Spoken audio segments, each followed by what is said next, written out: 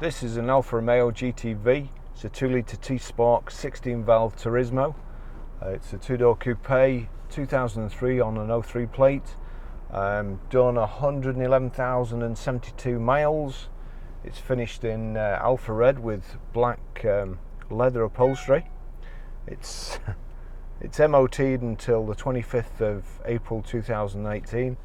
The fuel economy figures: urban 21.2, extra urban 41.5, combined 30.7.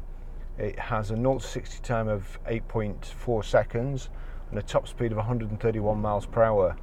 155 brake horsepower engine. Beautiful looking car, usual Alfa Romeo styling. The seats are lovely, the interior is lovely. Could be made into a very nice car, and to be honest, I'm quite tempted to keep it myself. And it's going to be a future classic. It really is. It has a couple of little faults. A bit of the lacquer is peeling off on the roof and the bonnet. But for anybody who wants to get something to start off, to make a collector's car, to do the thing up, then this is an ideal base for it. The interior is pretty tidy, and as far as I'm aware, it runs okay. But this is the first time I'm going out in it now. We've taken in part exchange off a lady, and I've no reason. She is bringing the service history in. She forgot it, so I can't tell you what it is just at the moment. So far seems to run okay. Just been ticking over on the forecourt for a short while, so temperature's all good, which is something to watch on Alfas. The styling of them, Alfa Romeos, is just beautiful. Flush door handles, or it's just a little button. The front footwells, I've got loads of legroom. It's quite a small car and I've got loads of legroom, and the reason, or the way they've made loads of legroom, is the floors actually dip, so the floor goes down from underneath the seats. It goes, and then there's kind of a footwell. Great driving position. As per usual, when it comes to styling, everything the Italians do is perfect. I think this has the Pelfrau leather, so it's a really nice finished leather. Again, sports seats. One more little thing to point out: there's a crack in this front central armrest here. I assume at some stage the handbrake's not been adjusted properly, and they've kept pulling it up until it's finally just split it there. But again, that's quite an easy repair. I've sold a lot of Alfa Romeos in the past. There are a lot of Alfa Romeo breakers out there, and sadly there's quite a few of these in the breakers' yards. So I wouldn't think it would be too bad a job to get a new or a second-hand centre console, or get this one fixed.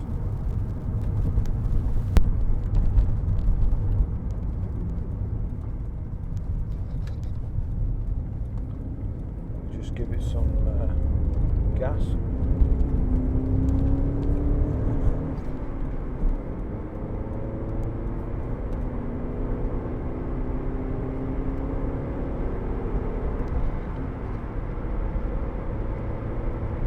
Great gearbox, nice light clutch.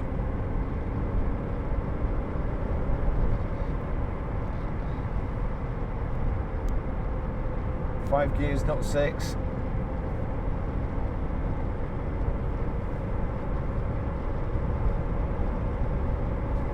Steering wheel slightly off centre, maybe the tracking, but what a lovely drive. We're doing bit faster than you should be doing on here, so I'll slow down a bit and I'll tell you in a minute, officer.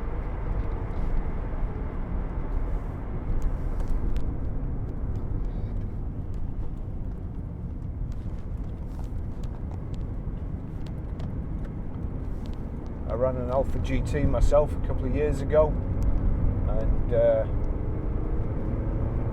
really good. I enjoyed it. Super to drive. Perfect balance around corners. And as I say, for me, it's the absolute perfect driving position.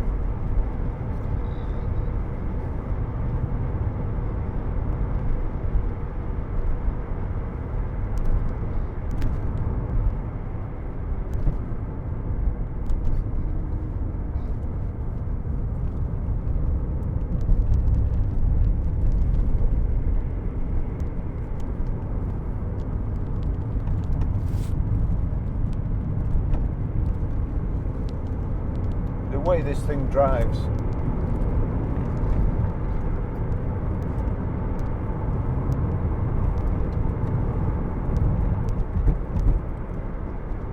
I am honestly very tempted just to keep it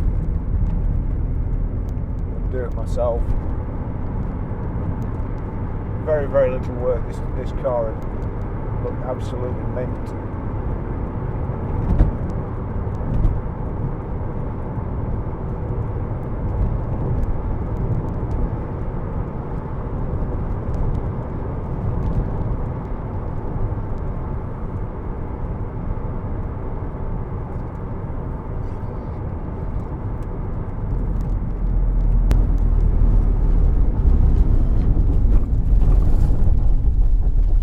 Again, that's this road, not the car. So we've got electric door mirrors. Let's just check they work. Yeah, that one's working. And then flick it across. That's working fine.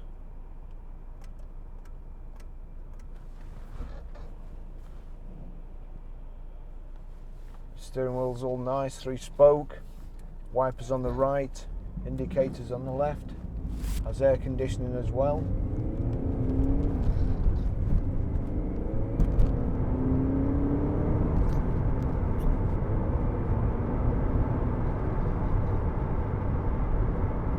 Front and rear fogs. It has a CD radio. Actually, I'm assuming it's a CD radio because it's one of those that the thing goes behind. Let's just have a look. Yes, it's a CD radio. It's also got a remote control somewhere here that it's never been used, and it's still in the plastic bag from when it came. Why would you want to use it? When these remote control things came out, I bought one, and I used to keep the remote control in the little pocket here. And so in order to change that I could just do like that, I had to reach into the pocket, get the remote control, figure out which one it was, and after a while mine stayed in the door pocket as well.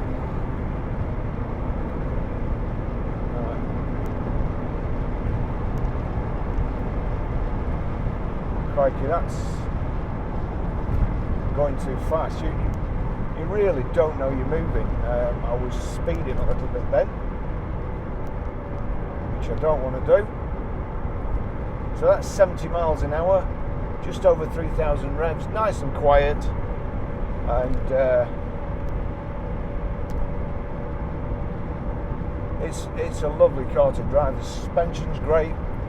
Alfas do suffer with suspension arms, the rubbers on the suspension arms. This feels great. Usually you can hear quite a bit of a knock, or even when they got really bad, the wheels are shaking. This is super. The temperature gauge is still good.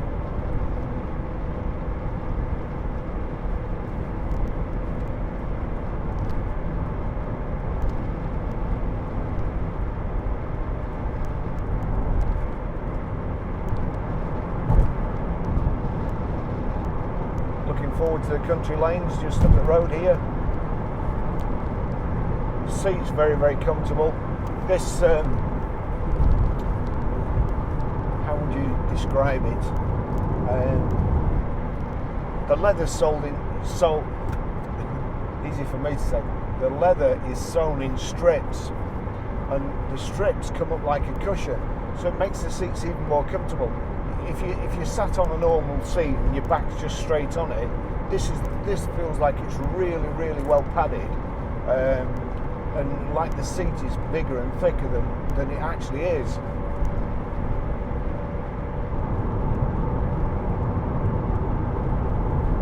Electric window switches here. That works fine. I won't take that down too far because it's got the camera on. We're just sat here at 70 miles an hour,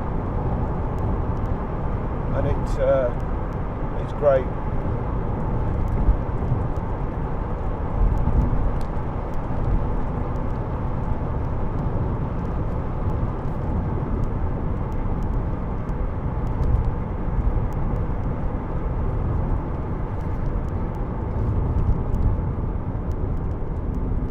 Brakes are good. Brakes in a straight line, no wobbles, no wheel balancing issues. I've yet to try the wipers.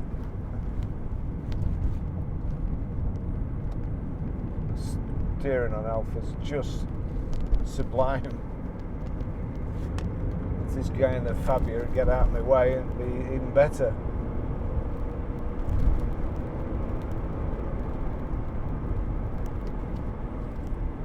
This girl in the Fabia would get out of the way.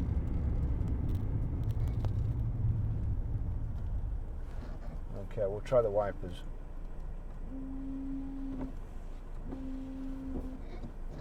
Again, the wiper jets are in the blades.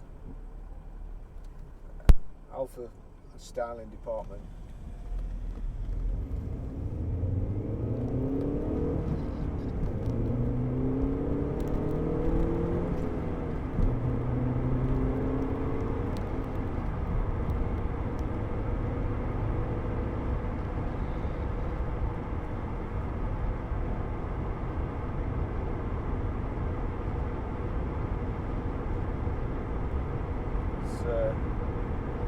To Italy, there's thousands of these,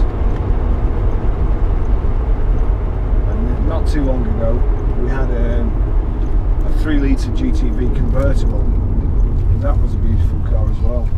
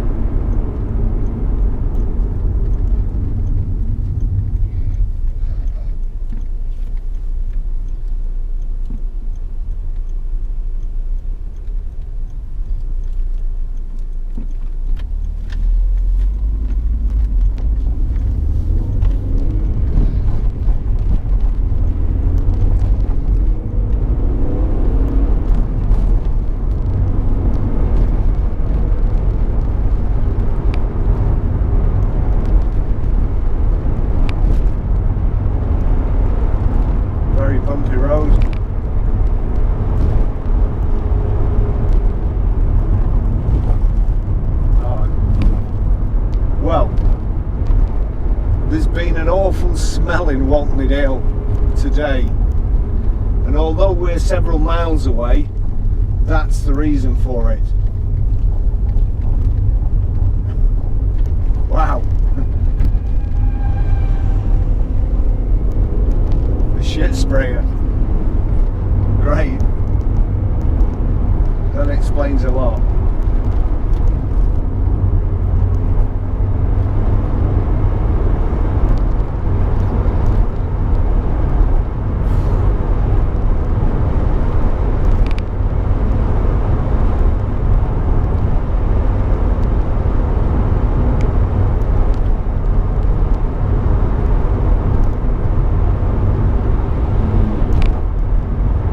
Sure that's fair doing that from a country road.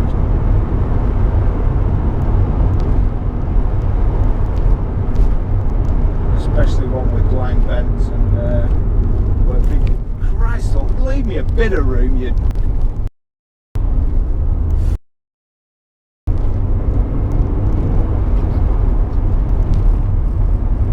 Now, when he gets up there, no, never mind.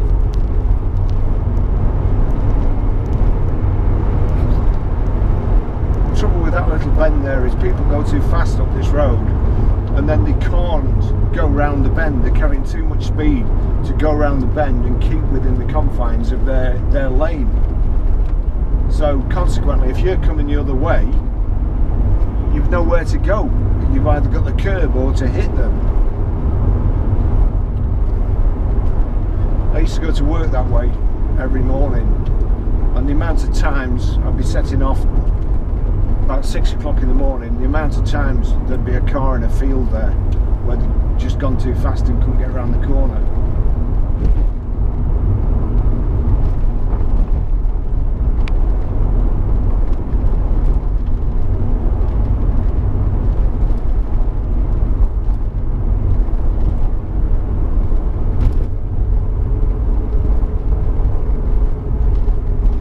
Well, this is a lovely driving car.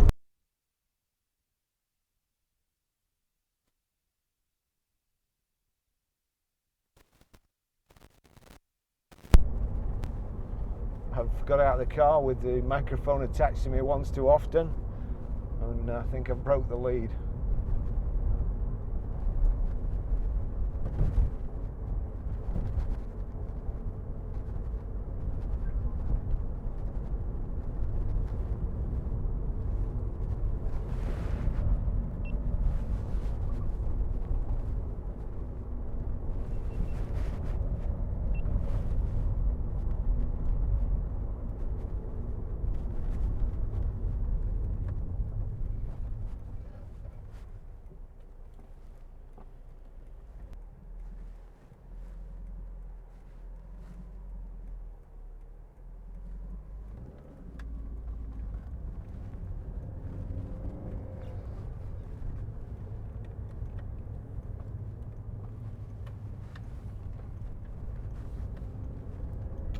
That's about it for this test drive.